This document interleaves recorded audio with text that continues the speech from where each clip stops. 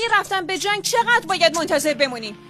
ما زنان برای رفتن به جنگ رو به این کوهستانا کردیم، نیومدیم پشت جبهه بمونیم. هر کی میخواد بمونه میل خودشه، ولی دیگه کسی نمیتونه جلومونو بگیره. اگه این سلاحو به دست گرفتم پس میتونم باهاش بجنگم. رفقای زن، همونطور که میدونین این عملیات گسترده و سخته. همتون روباروکو میشناسین.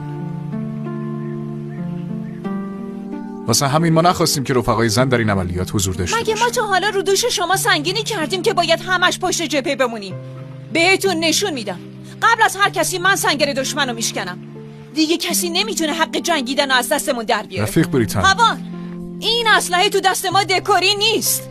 ما فقط و فقط حق جنگیدن رو میخوایم، نه چیز دیگه ای.